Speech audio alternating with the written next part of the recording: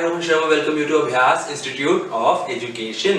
Continue करते हैं हमारा चैप्टर क्लास 9th का क्वाड्रिलेटरल्स। अब लास्ट वीडियो में हमने फर्स्ट एक्सरसाइज में क्वेश्चन नंबर 1 से लेके क्वेश्चन नंबर 7 तक कर लिए हैं खत्म। आगे कंटिन्यू करना है हमें क्वेश्चन नंबर 8 से। उसका डायग्राम, कुछ फॉर्मेलिटीज पहले से कर ली हैं, बट आई होप आपने इस वीडियो से पहले जो मेरा फर्स्ट पार्ट है 8.1 का वो देख लिया, और उससे भी पहले कॉन्सेप्ट्स की वीडियो जरूर देखी है, बिकॉज कॉन्सेप्ट्स की वीडियो में बात की गई है हर एक कॉन्सेप्ट, हर एक थ्योरम की जो हम इस चैप्टर में यूज कर रहे हैं या यूज करने वाले हैं। So do watch that, because वो होगी काफी हद तक आपके लिए हेल्पफुल। अब स्टार्ट करते हैं, बात करते हैं क्वेश्चन नंबर 8 की। क्वेश्चन नंबर 8 में मेरे को दिया क्या हुआ है, मेरे को प्रूफ क्या करना है, ये देख लेते हैं। बात करें क्वेश्चन नंबर 8 की, it says ABCD is a rectangle in which diagonal AC bisects angle A as well as angle C. Show that first part ABCD is a square and second part diagonal BD bisects angle B as well as angle D. तो मैंने आपके लिए एक diagram पहले से बना दिया है। मेरे को गिवन क्या है कि जो यहाँ पे क्वाड्रिलेटरल है, एक 4 साइडेड क्लोज्ड फिगर है, वो है मेरी रेक्टेंगल। ये चीज मेरे को दे दी गई है, ABCD is a rectangle। अब वो कह रहे हैं जो डायगोनल AC है वो बाइसेक्ट कर रहा है angle A as well as angle C को। तो सबसे पहले क्या करते हैं, अभी के लिए AC को कर देते हैं जॉइंट। वो कह रहे हैं एंगल A भी बाइसेक्ट हो रहा है और एंगल C भी बाइसेक्ट हो रहा है यूजिंग डायगोनल AC। अब हमें प्रूफ क्या करना है, सबसे पहला प्रूफ करना है कि ABCD इज अ स्क्वायर। अब देखो, आई होप कि आपने कॉन्सेप्ट्स वाली वीडियो देखी है, उसमें आपने क्लियर हो चुका होगा आपको कि स्क्वायर क्या है और रेक्टेंगल क्या है। दोनों मेरे पैरेललोग्राम्स हैं, लेकिन रेक्टेंगल एक ऐसा पैरेललोग्राम है जिसके अंदर एक एंगल कोई भी होता है। इंटीरियर एंगल मेरा जो ABCD है, मैं कह रहा हूं कोई भी एक एंगल अगर 90 डिग्री प्रूव हो गया तो वो हो गया रेक्टेंगल। स्क्वायर एक ऐसा पैरेललोग्राम है जिसमें रेक्टेंगल की भी प्रॉपर्टीज है और रोम्बस की भी प्रॉपर्टीज है। मतलब अगर मेरे पास रेक्टेंगल है, मेरे को प्रूफ करना है स्क्वायर, तो मेरे को उसमें सिर्फ और सिर्फ एक प्रॉपर्टी ऐड करनी है जो होती है रोम्बस की। क्या कि मेरी सारी साइड्स इक्वल हैं। अगर मैं ये प्रूफ कर पाया AB is equal to BC is equal to CD is equal to AD, तो मैं बहुत आराम से कह सकता हूँ ABCD is a square, क्योंकि पहले ही ये बता दिया गया है कि ये है मेरा रेक्टेंगल। ये है मेरा फर्स्ट पार्ट जो बहुत आसान है। जब करेंगे तो देखेंगे कैसे, अगर एक बार आपने अच्छे समझ लिया तो कैसे दिमाग में हमारा वो कॉन्सेप्ट बैठ जाएगा। आगे क्या कह रहे हैं, हमें ये भी प्रूफ करना है कि BD जो दूसरा डायगोनल होगा वो बाइसेक्ट करेगा angle B as well as angle D को। जैसे AC बाइसेक्ट कर रहा है वैसे BD भी बाइसेक्ट करेगा दोनों के दोनों एंगल्स, एंगल B और एंगल D को। अब स्टार्ट करते हैं, सबसे पहले कोशिश करेंगे प्रूफ करने की ABCD इज अ स्क्वायर। अब अगर स्टार्ट करें, देखो मेरे पास क्या गिवन है, मेरे पास गिवन है ABCD इज अ रेक्टेंगल। उसी के साथ साथ मेरे को ये भी गिवन है that AC bisects angle A as well as angle C। ये मेरे को यहाँ पे गिवन है। अब मेरा पहला एम क्या है कि AB is equal to BC, ये चीज प्रूव करता हूं। देखो अगर ये मेरा है एक नॉर्मल सा रेक्टेंगल, तो सबसे पहले क्या कर लेते हैं, काम करते हैं, अभी के लिए इस लाइन को मिटाते हैं। If ABCD is a rectangle, so this implies angle A is equal to angle C। क्यों? Because opposite angles are equal. मेरे ऑपोजिट एंगल्स जो होंगे वो होंगे मेरे equal, so A is equal to C। लेकिन वो क्या कह रहे हैं, AC bisects angle A as well as angle C। इसका मतलब है angle BAC is equal to angle DAC, और उसी के साथ साथ angle BCA is equal to angle DCA। इसको लिख लेते हैं AC bisects angle A and angle C। This implies अगर A को बाइसेक्ट कर रहा है, so angle BAC is equal to angle DAC, और ये दोनों के दोनों है मेरे equal to half of angle A। Similarly also I can say angle BCA is equal to angle DCA, और ये दोनों के दोनों है मेरे equal to half of angle C। अब मैं पहले ही प्रूफ कर चुका हूं angle A is equal to angle C। अब as angle A is equal to angle C। अब मैं काम करता हूं दोनों तरफ हाफ से मल्टीप्लाई कर देता हूं। ये हम पहले लाइंस और एंगल्स और ट्रायंगल्स में सीख चुके हैं, देख चुके हैं कि अगर मैं इज इक्वल टू के दोनों साइड्स पे एक सेम नंबर से ऐड, सब्ट्रैक्ट, मल्टीप्लाई या डिवाइड कर दूं तो मेरे पास जो गिवन चीज है वो चेंज नहीं होती। सो मैं कह रहा हूं दोनों साइड पे कर दो हाफ से मल्टीप्लाई। मेरे पास क्या आ जाएगा? मेरे पास आ जाएगा half of A is equal to half of angle C. अब देखो हाफ ऑफ ए क्या हो सकता है? कह रहा है इसे half of A is angle B A C, because ये हम पहले ही प्रूव कर चुके हैं। So angle B A C is equal to angle C का जो हाफ है, can I say that is angle B सी।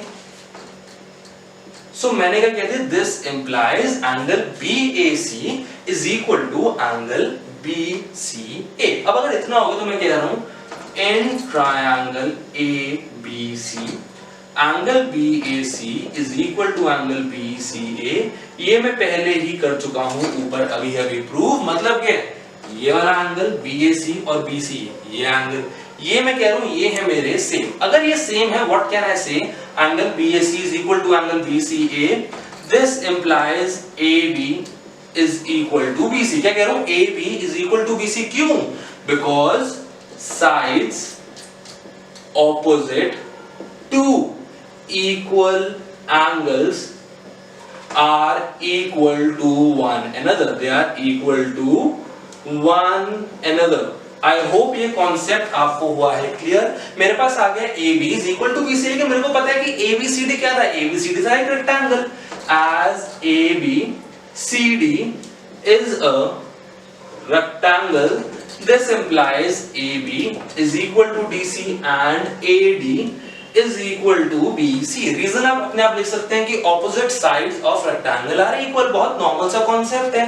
अभी मैंने क्या प्रूफ किया? अभी मैंने प्रूफ किया AB is equal to BC। AB is equal to BC। Now इसको ले लेते हैं 1 using 1। मेरे पास क्या आ जाएगा? This implies AB is equal to DC। लिखना ऊपर क्या लिखा? is equal to BC। और BC किसके इक्वल है? AD के। अब मतलब मेरे पास ABCD एक ऐसा रेक्टेंगल इसकी चारों साइड्स हैं equal. as all the four sides of rectangle ABCD are equal, hence I can say ABCD is a square। क्या है? I can say that ABCD is a square। मतलब फर्स्ट पार्ट तो बड़े आराम से हो गया। अब मेरे को क्या प्रूफ करना है? BD bisects angle B as well as angle D। सो एक काम करते हैं, let us join BD। सो क्या लिखा? join BD। मेरे को क्या प्रूफ करना है? कि ये एंगल इस एंगल के इक्वल है and this particular angle is equal to this angle। मतलब मुझे प्रूफ करना है angle ABC is equal to angle CBA। अब स्टार्ट करते हैं। देखो मैंने अभी भी प्रूफ क्या किया? मैंने यहाँ पे प्रूफ कर दिया that ABCD is a square. अब प्रूफ करना है कि जो मेरा एंगल B है और जो एंगल D है, it is getting bisected by the diagonal BD। ये कैसे करना है ये देखते हैं।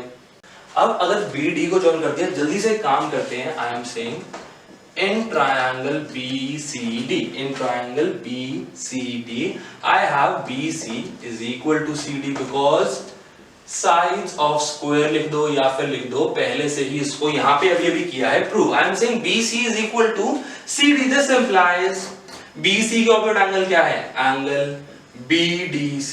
और CD के ऑपोजिट क्या है? CD के ऑपोजिट है angle CBD।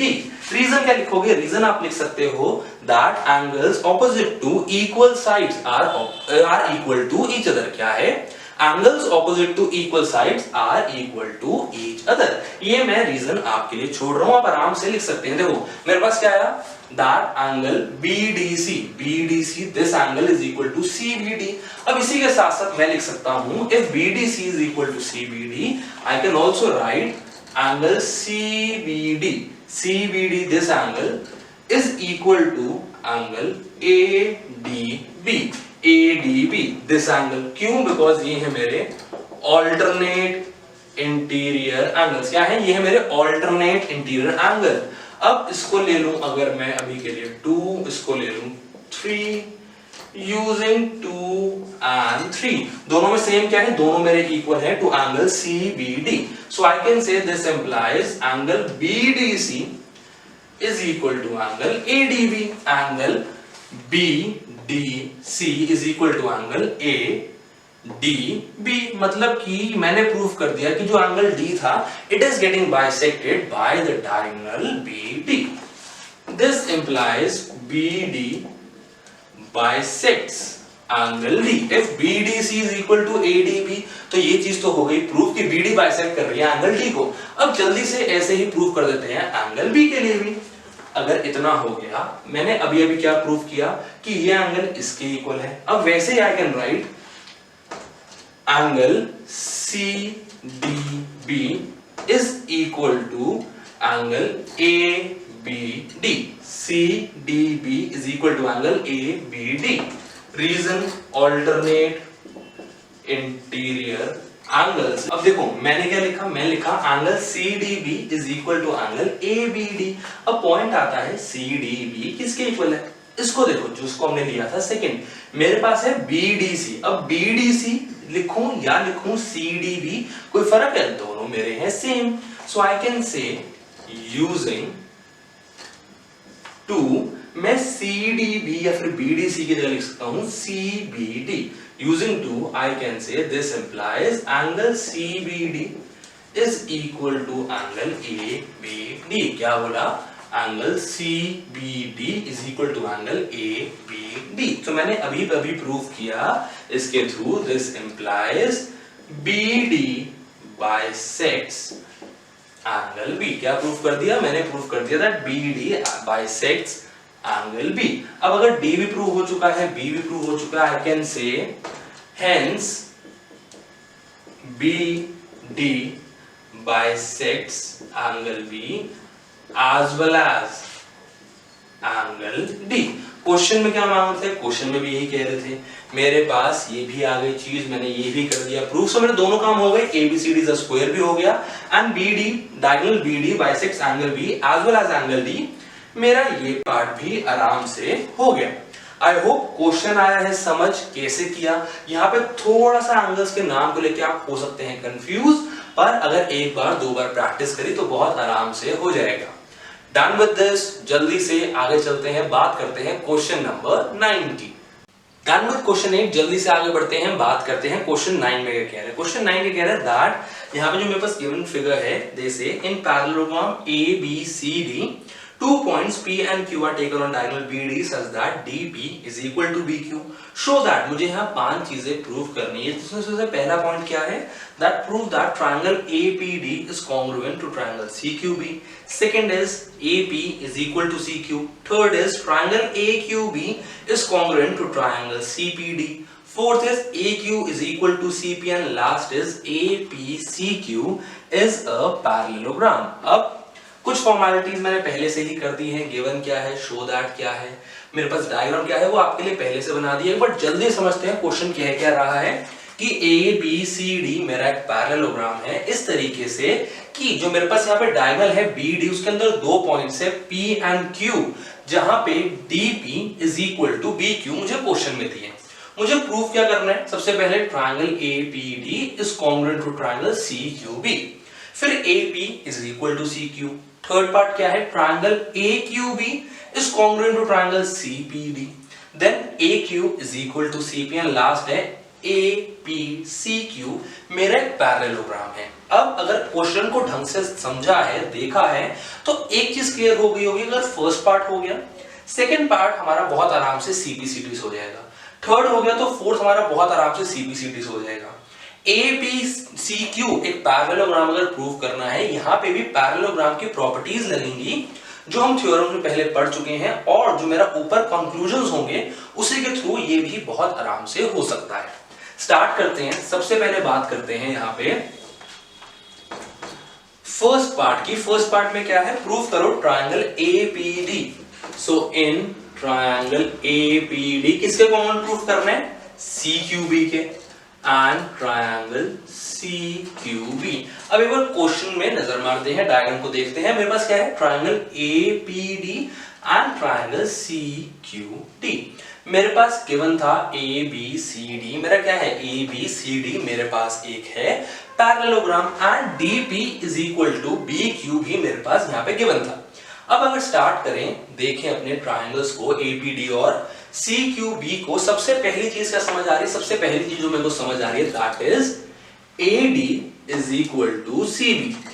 AD is equal to CB क्यों, बिकॉज अगर ये पैरेललोग्राम है so opposite sides of parallelogram are equal.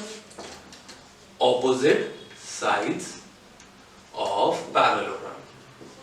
अब अगर AD is equal to CB लिख दिया, can I say that angle ADP, this particular angle is equal to angle CBQ because alternative interior angles। and further मेरे पास एक और चीज given है that DP is equal to BQ। ये तो मेरे को क्वेश्चन में ही गिवन था।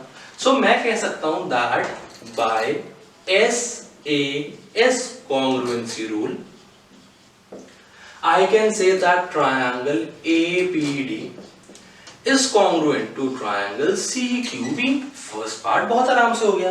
सेकंड पार्ट देखते हैं क्या है, AP is equal to CQ। मैं कह सकता हूं by CPCD, by corresponding parts of congruent triangles I can say AP is equal to CQ। Second भी हो गया। अब थर्ड पार्ट पे आ जाते हैं। थर्ड पार्ट क्या है, in triangle AQB and triangle CPD, AQB और triangle CPD।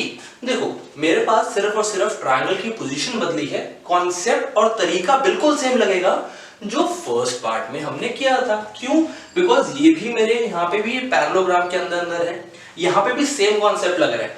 Opposite sides of parallelogram सबसे पहले लेंगे, फिर ऑल्टरनेट इंटीरियर एंगल लेंगे, एक एंगल ये हो जाएगा, एक ये, and then DP is equal to BQ। इन दो ट्रायंगल्स के अंदर भी है, सो वो मेरे हो जाएंगे यहाँ पे given. So by same concept of SAS congruency, I repeat, by same concept of SAS congruency rule आप थर्ड पार्ट कर सकते हैं। आई होप आपने फर्स्ट पार्ट अच्छे से समझा है। अगर वो समझा है तो ये करने में प्रॉब्लम नहीं आएगी, और फिर आप फर्दर कह सकते हैं कि अगर ये पार्ट हो गया बाय SAS कॉन्ग्रुएंसी, बाय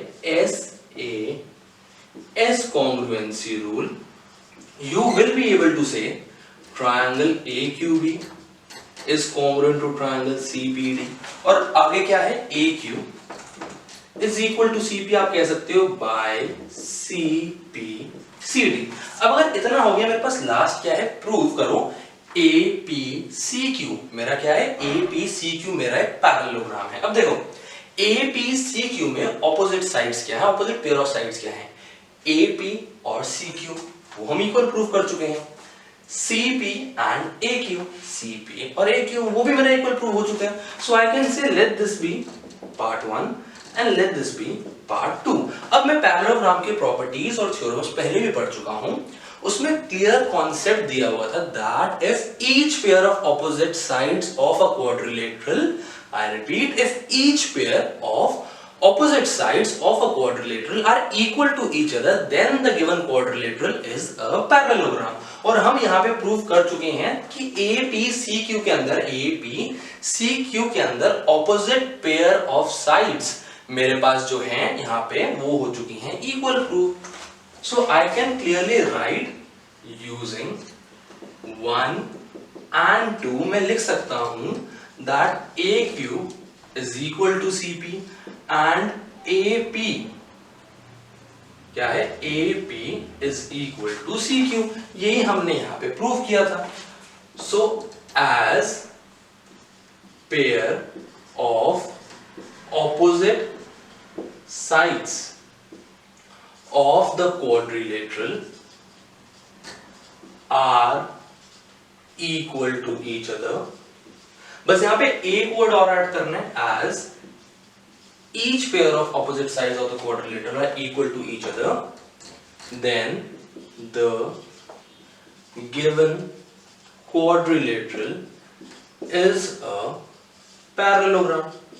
अब अगर ये पैरेललोग्राम है, so I can conclude this implies APCQ is a parallelogram. ये हो गया तो मेरे पांचों पार्ट्स हो गए। इसी के साथ क्वेश्चन होता है खत्म। आई होप कोई पार्ट 1 समझ गया, पार्ट 3 अपने आप कर सकते हैं। अगर कोई डाउट है let me know in the comment section below. ये हो गया, जल्दी से आगे चलते हैं, बात करते हैं क्वेश्चन नंबर 10 की। जल्दी से बात करते हैं क्वेश्चन नंबर 10 की और देखते हैं क्वेश्चन नंबर 10 क्या कह रहा है। बहुत ज्यादा डिफिकल्ट कॉन्सेप्ट नहीं है, जैसे 9th में एक बार हमने क्वेश्चन समझ लिया तो कॉन्सेप्ट दिमाग में बैठ गया और उसको आराम से हम क्वेश्चन कर लेते हैं पूरा। वैसे ही क्वेश्चन नंबर 10 है, एक बार अगर कॉन्सेप्ट समझ लिया, देख लिया क्वेश्चन क्या रहा है, उतनी ही आसानी से ये भी हो जाएगा। जल्दी से देखते हैं क्या कह रहा है। It says ABCD is a parallelogram and AP and CQ are perpendiculars from vertices A and C on diagonal BD. Show that, दो चीज दिखानी है। First, triangle APB is congruent to triangle CQD and second is AP is equal to CQ. क्या कह रहे हैं, एक बार हम डायग्राम को देखते हैं और फिर समझते हैं। ABCD मेरे पास एक पैरेललोग्राम है। AP और CQ, A और C वर्टिसेस से डायगोनल BD के ऊपर परपेंडिकुलर्स हैं 90 डिग्री है। मेरे को दो चीजें प्रूव करनी है। पहला, ट्रायंगल APB और ट्रायंगल CQD मेरे हैं कॉन्ग्रुएंट, और सेकंड है AP is equal to CQ। हम इतना तो समझ गए होंगे क्वेश्चन को देख के कि अगर फर्स्ट पार्ट हो गया, सेकंड पार्ट तो झटके से हो सकता है। कैसे? By using the concept of CPCT। अब हमें देखना है कि फर्स्ट पार्ट कैसे करें। स्टार्ट करते हैं, होगा वो भी बहुत अच्छे और बहुत आसान तरीके से।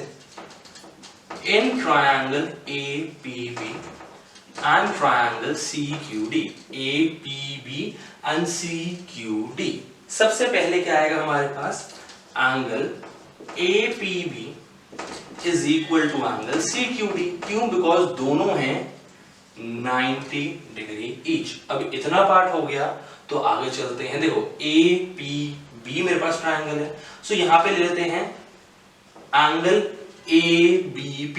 This particular angle is equal to angle CDQ, this particular angle। Reason क्या है?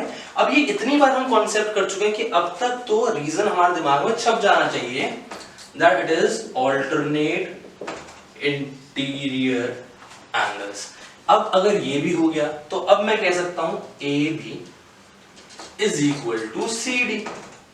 AB is equal to CD क्यों कह रहा हूं? Because opposite sides of parallelogram are equal। मेरे को पता है कि जो opposite sides होते हैं पैरेललोग्राम के वो इक्वल होते हैं। सो AB is equal to CD। सो कौन सी कॉन्ग्रुएंसी रूल यूज कर रहा हूं? मैं कह रहा हूं by AAS congruency rule I can conclude that triangle APB is congruent to triangle CQD। Congruency prove हो गई, first part done. Second part क्या है? AP is equal to CQ।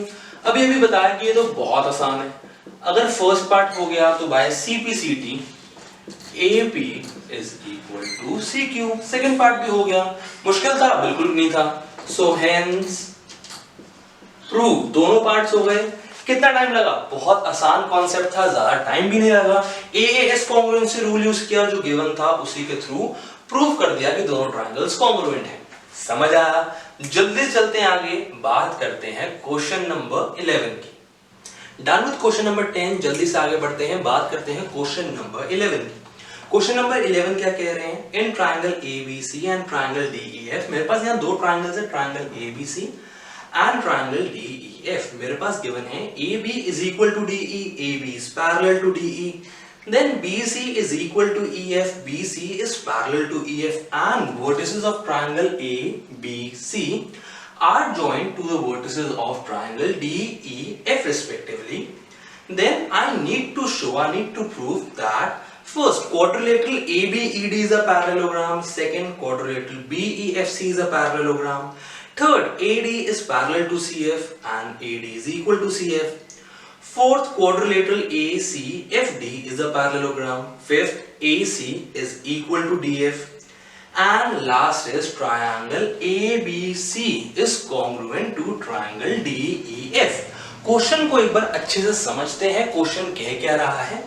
बहुत आसान है, मेरे पास यहाँ दो ट्राइंगल्स है ए बी सी और डी ई एफ। मेरे पास गिवन है A B is equal to D E, A B is parallel to D E, B C is equal to E F and B C is parallel to E F. मेरे को prove करना है पहले quadrilateral A B E D parallelogram है, फिर proof करना है quadrilateral B E F C एक पैरेललोग्राम है, then A D is parallel to C F and A D is equal to C F, then quadrilateral ACFD is a parallelogram and AC is equal to DF, and the last is triangle ABC is congruent to triangle DEF। इससे पहले question start करें, बस एक चीज दिमाग में बिठा लो, क्या अगर आपको ये याद है थ्योरम 8.8 क्या कह रही थी, तो आपके लिए चाहे हमें यहाँ 6 पार्ट्स दिए हों, लग रहा हो कि बहुत लंबा क्वेश्चन है, लेकिन अगर थ्योरम 8.8 याद है तो मस्के में हमारा पूरा क्वेश्चन हो सकता है। थ्योरम 8.8 क्या कह रही थी कि अगर मेरे पास एक क्वाड्रिलेटरल गिवन है जिसके अंदर कोई भी एक pair of opposite sides equal भी है एंड पैरेलल भी है, देन आई कैन कंक्लूड कि जो गिवन क्वाड्रिलेटरल है वो एक पैरेललोग्राम है। ये अगर मेरे को थ्योरम याद है तो ये पूरा क्वेश्चन मेरे लिए कोई बहुत ज्यादा मुश्किल नहीं है, बहुत आसानी से हो सकता है। अगर स्टार्ट करें, देखें कि करेंगे कैसे। देखो सबसे पहले मेरे पास क्या गिवन है, AB is equal to DE and AB is parallel to DE। ये है मेरे पास गिवन है भाई, AB is equal to DE and AB is parallel to DE। अगर अब मैं बात कर लूं इन क्वाड्रिलेटरल ABED जिसको मेरे को पैरेललोग्राम प्रूव करना है, उसकी ये ऑपोजिट साइड्स हैं, बिल्कुल है। तो एक काम कर लेते हैं, जो ये मेरे को गिवन है इसमें बस एक चीज और ऐड कर लेते हैं, in quadrilateral ABED, AB is equal to DE and AB is parallel to DE। ये है मेरे पास दोनों चीजें गिवन। तो अब हम क्या कह सकते हैं, हम यहां पे एक लाइन लिख देंगे, एक रीजन लिख देंगे, as one pair of opposite sides are both equal and parallel, क्योंकि मेरे पास कोई एक pair of opposite sides equal भी हैं एंड पैरेलल भी हैं, hence we can conclude, हम conclude कर सकते हैं that the given quadrilateral is a parallelogram। This implies ABED is a parallelogram। हमने थ्योरम यूज करी, जो चीजें हमें गिवन थी उसी को हम बेस बना के मैंने कह दिया कि मेरा क्वाड्रिलेटरल ABED क्या है, ABED मेरा है पैरेललोग्राम। अब देखो, अगर मैंने प्रूव कर दिया ABED एक पैरेललोग्राम है जिसमें AB is equal to AD and AB is parallel to ED, ये है मेरे को गिवन। तो एक और काम कर लेते हैं, इसकी एक और पेयर है ऑपोजिट साइड की, which is AD and PE। I can also say क्योंकि ABED एक पैरेललोग्राम है, then AD will always be equal to BE and AD will be parallel to BE। क्यों? Because these are the opposite sides of parallelogram। Opposite sides of parallelogram। You can also write that as opposite sides of parallelogram are equal and parallel। आप यहाँ पे ये भी लिख सकते हैं, लिख क्यों रहा हूं बाद में समझ आएगी, ये हमारा बाद में काम आने वाला है। सो ये हमारे पास, इसको ले लिया मैंने 1 एंड इसी के साथ फर्स्ट पार्ट हो गया। सेकेंड पार्ट में क्या करना है, quadrilateral BEFC is a parallelogram। So I'll say in quadrilateral BEFC मेरे पास गिवन क्या है, मेरे पास गिवन है that BC is equal to EF, BC is equal to EF and BC is parallel to EF। So BC is equal to EF and BC is parallel to EF। मतलब क्या है कि फिर से एक और पेयर ऑफ ऑपोजिट साइड है जो इक्वल भी है और पैरेलल भी है। So same theorem 8.8, same statement लिखोगे आप पूरी की पूरी, and using the given statement I can conclude that this implies quadrilateral BEFC is a parallelogram। Same concept है, मेरे पास कुछ चीजें दी हुई है, उसके बिहाफ पे मैं कह सकता हूं कि ये मेरा क्वाड्रिलेटरल है ये पैरेललोग्राम है। अब यहाँ पे क्या गिवन था, BC और EF पैरेलल इक्वल है। अब उसके साथ साथ मेरे पास एक और ऑपोजिट साइड है, BE and CF. So I can say BE is equal to CF and BE is parallel to CF. Reason फिर से आप लोग ऊपर से देख के लिख सकते हैं, ऑपोजिट साइड्स ऑफ पैरेललोग्राम लिख लो या फिर ये लिख लो कि opposite sides of parallelogram are equal and parallel to each other. अब अगर इतना हो गया तो इसको ले लेते हैं पार्ट 2। मेरा सेकंड पार्ट भी हो गया। अब मेरे को क्या प्रूफ करना है, that AD is parallel to CF and AD is equal to CF। तो आज जो एक काम करते हैं, हमने 1 और 2 क्या लिया उसको देख लेते हैं। यूजिंग 1 and 2, मेरे पास 1 क्या था, that BC is equal to EF, और यहाँ पे है BE is equal to CF। क्या था यहाँ पे मेरे पास था, BC is equal to EF। आ जाओ, BC सॉरी ये तो मेरे पास गिवन था, मैंने यहाँ पे क्या प्रूफ किया, AD is equal to BE, AD is equal to BE, और यहाँ क्या किया, BE is equal to CF। मतलब मैं पहले यहाँ पे सीख चुका हूं कि अगर दो अलग अलग चीजें एक सेम चीज के इक्वल हैं तो वो आपस में भी इक्वल होती है। वैसे ही यहाँ पे AD is equal to BE and BE is equal to CF। In the same way AD is parallel to BE and BE is parallel to CF। ये तो हम लाइंस एंड एंगल्स में भी देख चुके हैं, two lines parallel to the same line are parallel to each other। So using 1 and 2 I can conclude this implies, क्या है, दोनों में सेम चीज क्या है, B, तो उसको एलिमिनेट कर देते हैं। मेरे पास क्या है, this implies AD is equal to CF and AD is parallel to CF।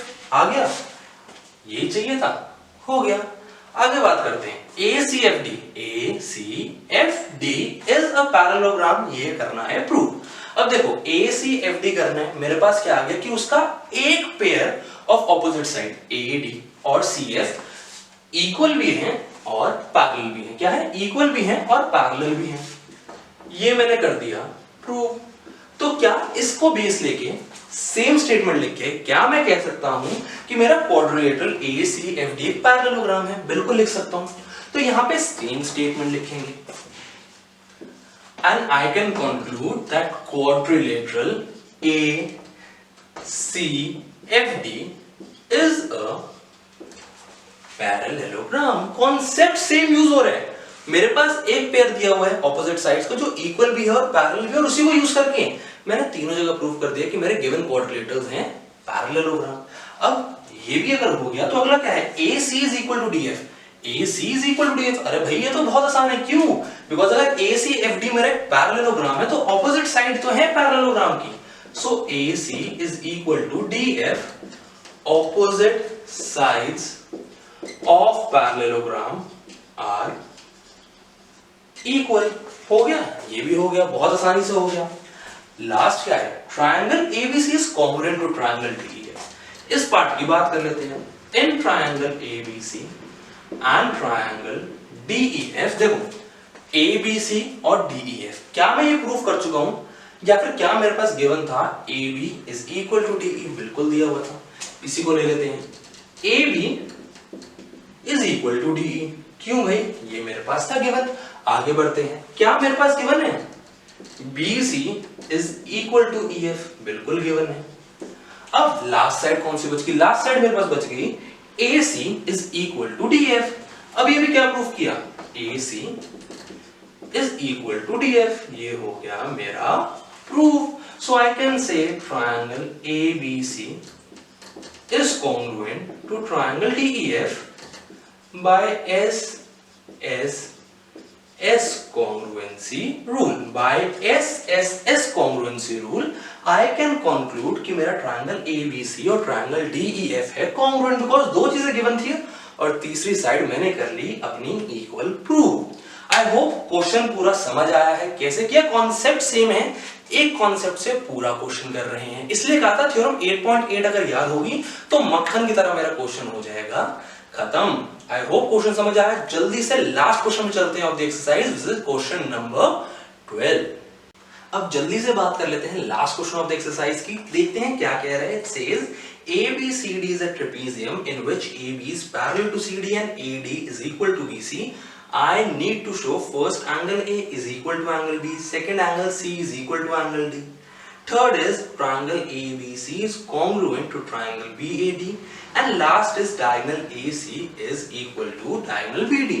अब यहीं पे इसको डायग्राम के थ्रू समझते हैं। मेरे पास गिवन है ABCD एक ट्रेपीजियम है जिसमें AB और DC पैरेलल साइड्स हैं, लेकिन उसके साथ साथ एक एक्स्ट्रा चीज दी हुई है that AD is equal to BC। मेरे को प्रूव करना है पहले angle A is equal to angle B, second angle C is equal to angle D, third triangle ABC is congruent to triangle BAD।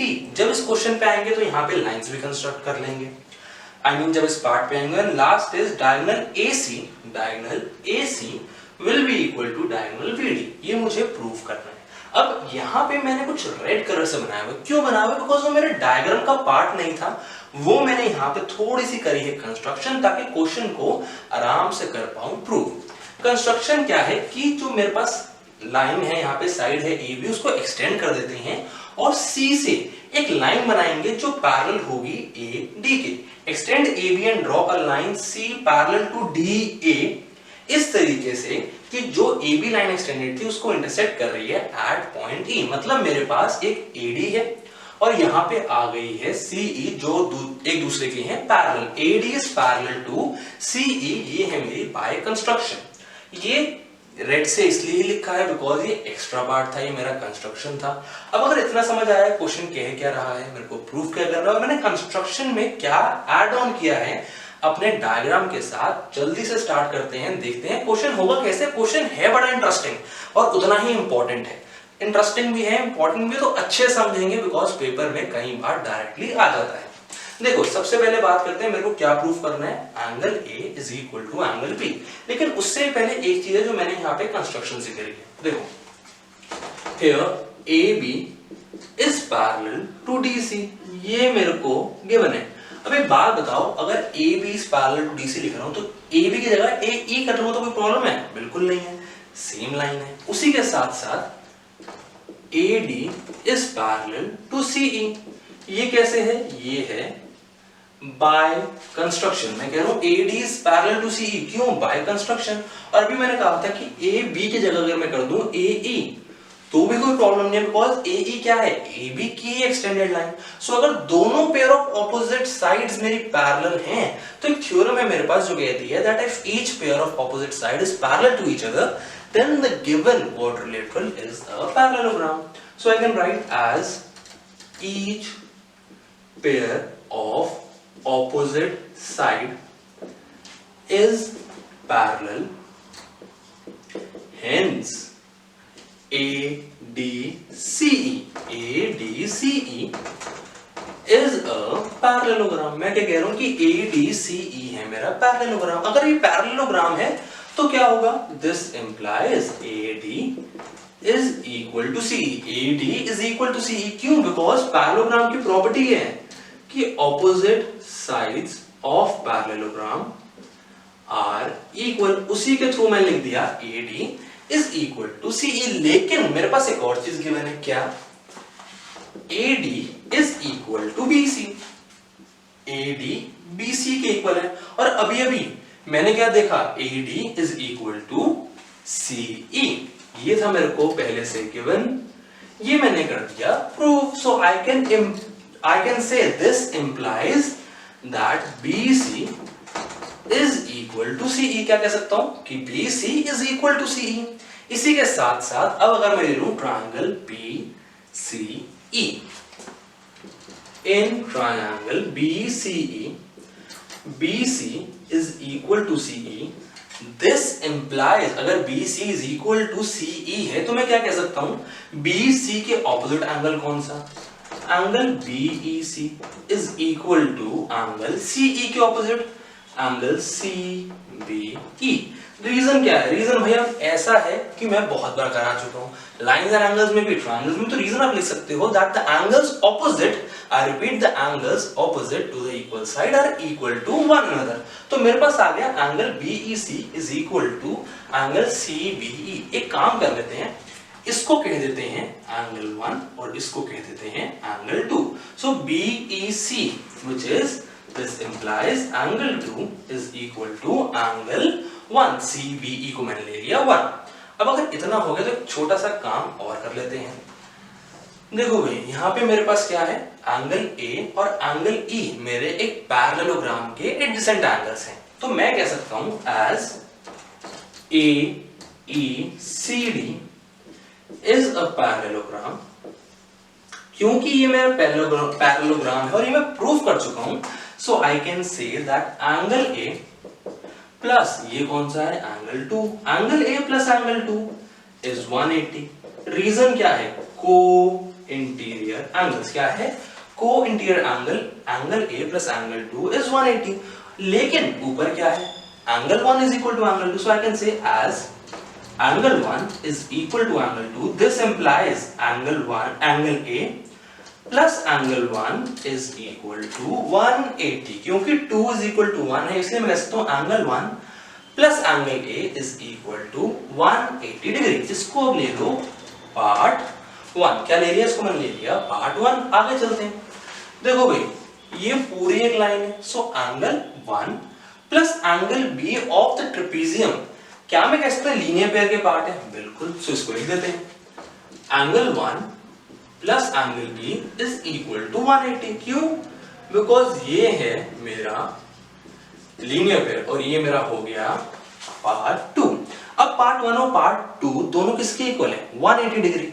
So using 1 and 2, क्योंकि दोनों 180 degree के equal है, so I can say angle A plus 1 is equal to angle 1 plus angle B। क्या है, A plus 1 is equal to 180, और यहां था 1 plus B is equal to 180। दोनों 180 डिग्री के इक्वल है, तो मैंने एक छोटा सा काम किया, लिख लिया A plus 1 is equal to 1 plus B।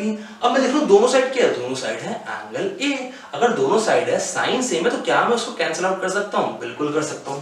So I can write this implies angle A is equal to angle B। आ गया जी, बहुत आराम से आ गया। क्या किया मैंने, सबसे पहले थोड़ी कंस्ट्रक्शन करी, फिर प्रूफ किया ADCE एक है मेरे पास पैरेललोग्राम, प्रूफ कर दिया। तो उसके बाद ले लेते हैं ट्रायंगल BCE। यहाँ पे अगर BC is equal to CE मैंने प्रूफ कर दिया, क्योंकि BC के इक्वल था। उसके बाद मैंने क्योंकि प्रूफ किया BC is equal to CE, तो उसी के थ्रू, उसी की हेल्प से मैंने प्रूफ कर दिया 1 इज इक्वल टू 2। फिर एक कॉन्सेप्ट लगाया को इंटीरियर एंगल, एक कॉन्सेप्ट लगाया लीनियर पेयर, और जल्दी से कर दिया angle A is equal to angle B। ये हो गया। तो आगे चलते हैं, सेकंड पार्ट क्या है, angle C is equal to angle D proof करो। ये भी कर देते हैं, मुश्किल नहीं है। देखो angle A plus angle D is equal to 180 degree. क्यों, because AB is parallel to DC। तो अगर मैं AD को ले लूं ट्रांसवर्सल, आई कैन से ये है मेरे को इंटीरियर एंगल्स। क्या है, ये है मेरे को interior angles. Similarly I can say angle B plus angle C is also 180। Reason क्या है, यहां भी रीजन है कि ये है मेरे को इंटीरियर एंगल्स, ये भी को इंटीरियर, ये भी को इंटीरियर, दोनों 180 के इक्वल। अगर मैं इसको ले लूं पार्ट 3, इसको ले लूं पार्ट 4, तो कहना है से यूजिंग 3 एंड 4, क्योंकि दोनों 180 डिग्री के इक्वल है। सो कहना है say angle A plus angle D is equal to angle B plus angle C। बिल्कुल कह सकता हूं, आसान भी है, कोई मुश्किल नहीं है। लेकिन मैंने अभी भी ऊपर क्या प्रूफ किया, A is equal to B as angle A is equal to angle B. This implies angle A plus angle D is equal to angle A plus angle C. दोनों तरफ किया, दोनों तरफ है मेरे पास A। जैसे यहाँ पे 1 को एलिमिनेट किया, क्या मैं A को एलिमिनेट कर सकता हूँ, बिल्कुल कर सकता हूँ। So this implies मेरे पास क्या आ गया, angle D is equal to angle C. Angle D is equal to angle C। हो गया, बहुत आसान था। अगर समझो तो कोई मुश्किल नहीं है, बहुत आसान है। अगर 1% डाउट हो जल्दी से इस क्वेश्चन को रिवाइंड करो, दोबारा देखो, क्वेश्चन समझ आ गए तो बहुत बढ़िया, बिकॉज इंटरेस्टिंग है, लेकिन साथ साथ इंपॉर्टेंट भी है, पेपर में कई बार आ चुका है। सेकेंड पार्ट होगा, जल्दी से आगे चलते हैं, बात करते हैं थर्ड पार्ट की। So in triangle ABC and triangle BAD, मेरे पास अब कौन सा ट्रायंगल है, ABC, मतलब एक है ये और दूसरा है ट्रायंगल BAD। BAD।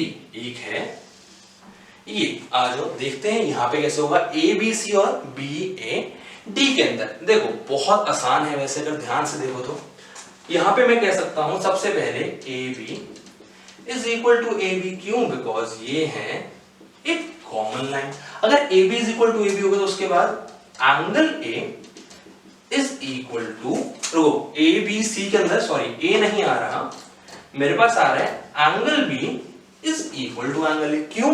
अगर मैं देखूं ट्रायंगल ABC तो इसके अंदर एक आ रहा है एंगल B, और अगर देखूं ट्रायंगल BAD तो इसमें पूरा का पूरा आ रहा है angle A। So I can say angle B is equal to angle A। ये मैं कर चुका हूं पहले ही प्रूफ। अब अगर B हो गया यहां पे तो I can say BC is equal to AD। क्यों? बिकॉज ये है मेरे पास पहले से ही गिवन। क्या है? ये है मेरे को पहले से ही गिवन, क्वेश्चन में मेरे को दिया हुआ था given AD is equal to BC। So AD is equal to BC, मेरे पास क्या आ गया SAS। Using SAS congruency rule, I can clearly say that my triangle ABC is congruent to triangle BAD। ये पार्ट हो गया। Last क्या था भाई? प्रूव करो AC is equal to BD। AC is equal to BD कितना मुश्किल है? बहुत आसान। सिर्फ एक लाइन लिखनी है, by CPCT AC is equal to BD, या फिर इसकी जगह आप लिख सकते हैं diagonal AC is equal to diagonal BD। Question बहुत आसान, बहुत इंटरेस्टिंग था, समझ लो, उसके बाद करना मुश्किल नहीं है। आई होप हो चुका है, समझ आया है, जल्दी से कर लो कॉपी। क्वेश्चन होता है खत्म, एक्सरसाइज होती है वाइंड अप। इसके साथ वाइंड अप करते हैं हमारी वीडियो को। अगर हर क्वेश्चन आया है समझ, hit the like button, subscribe to the channel अगर अब तक नहीं किया, don't forget to hit the bell icon. Thank you.